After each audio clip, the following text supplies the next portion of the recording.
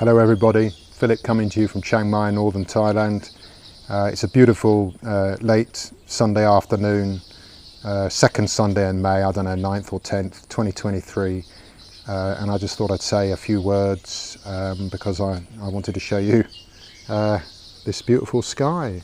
And you can probably hear the bird song. Listen. I'll show you where it's coming from. No, I can't turn my camera around. It stops filming. It's in that big tree. There's loads of nests.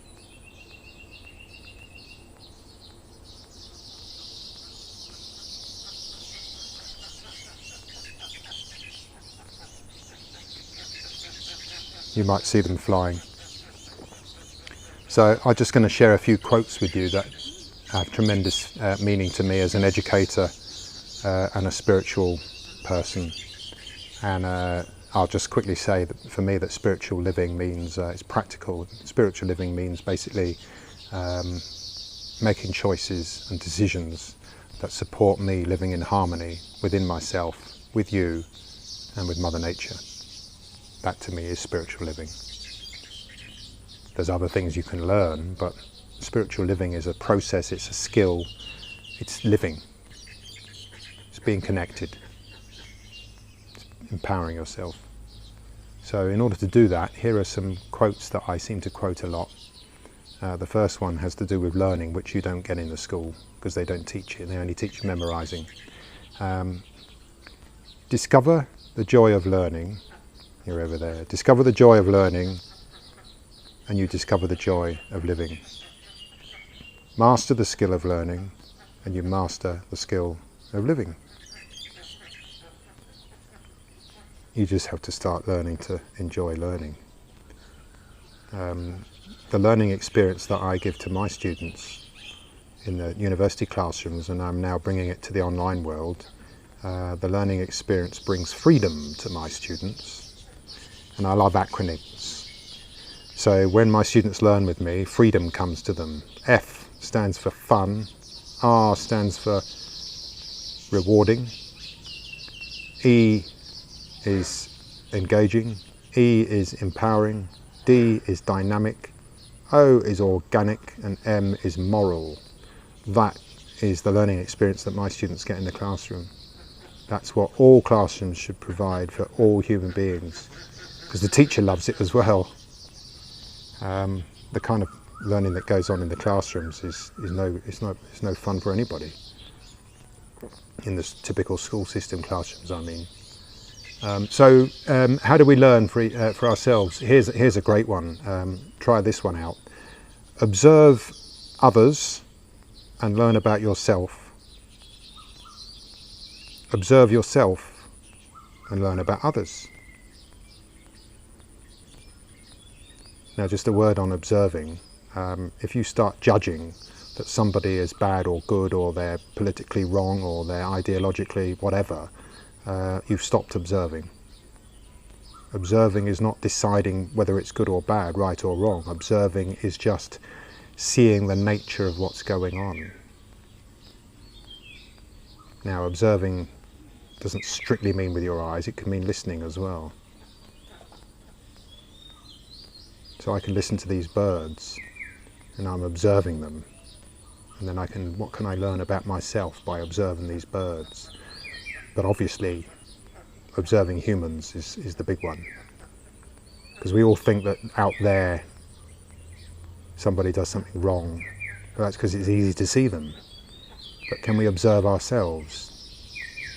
You can, but it needs practice and intention to do it.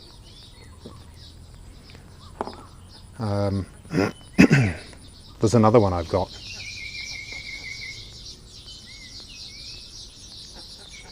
Today's society is yesterday's classroom. Today's classroom is tomorrow's society.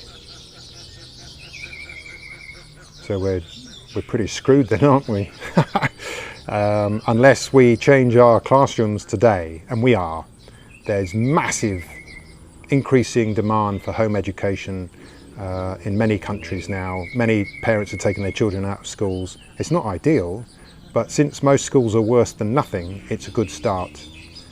And with the advent of the internet, we've got the whole bank of the world's knowledge in our own sitting rooms if we know how to access it. So we've never had more of an opportunity, but obviously we've got a few crises to solve at the same time. But if society looks terrible to you today, it's because of the way education was carried out yesterday, like when you were in school. And that's because we're sat in rows and columns. You know, we're a social animal and we're given an anti-social education. Anti-education.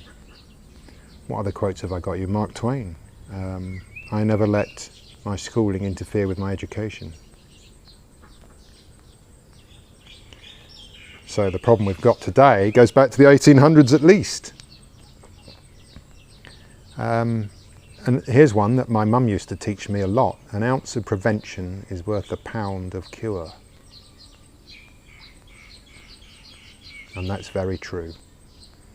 That's particularly true if we look at illness which morphs into disease. You know, we think that we can eat whatever we want, smoke when we want, drink what we want. We think we can do everything we want because we don't seem to get punished for it today. But at some point in the future, the price will be demanded.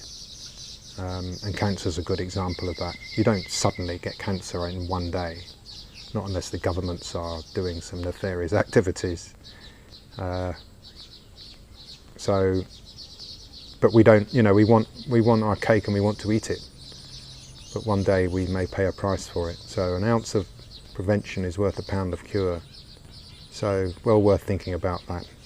And it turns out I changed my diet in 2008. I didn't eat too badly, but I upgraded it. And I got hold of, I could see how I was managing my own health now, just simply by the diet and what I was eating and what I wasn't.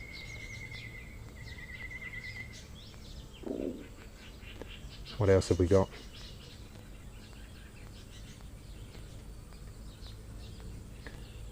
Another one my mum used to teach us. It's no use crying over spilt milk.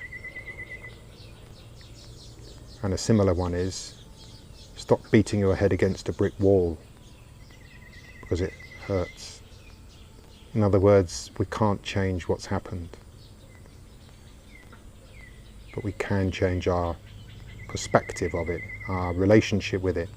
We can stop resisting it because it's happened. You can't unhappen it. But once we accept that it's happened, then the pain that it brings to us disappears. So that's a key one. No use crying over spilt milk. Stop beating your head against a brick wall because it will hurt you. But that's what we do. We beat our head against the brick wall all day long and we hurt our head. We go to sleep, we wake up and we start beating our head against the brick wall again. And it goes on and on and on and on. So yeah, I think that's a big one. Learn to accept the unacceptable and then it disappears. Or the pain of it disappears. It's amazing, really. I'll finish this by saying that the only way we can really truly change, and we may understand the wisdom of these sayings, but then we say, well, yeah, we still find it difficult to put them into practice. And that will be because you're too busy. If we want to make changes, we have to create regular slots of time and space to reflect.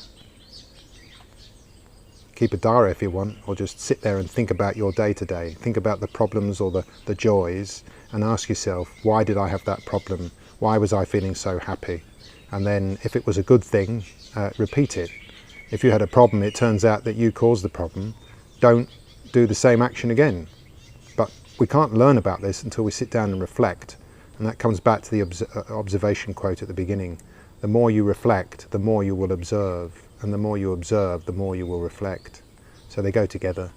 So yeah, I think let's finish this by saying that the best tool for changing your life for the better is to observe with awareness and take time out to reflect on things and go from there. Awareness is your number one tool in life as a human being for undoing the rotten schooling that's half crippled us or stole our childhood, half ruined our adulthood.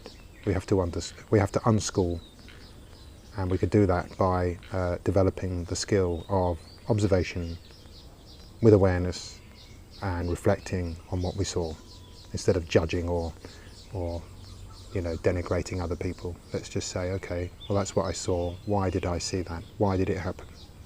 So if somebody tries to hurt you, for example, it's probably because they're hurt themselves. Last thing to say, go out and commit an act of spontaneous kindness and see how you feel, and see how the person you're kind to feels. Okay, have a great day. I'll see you next time. Bye-bye.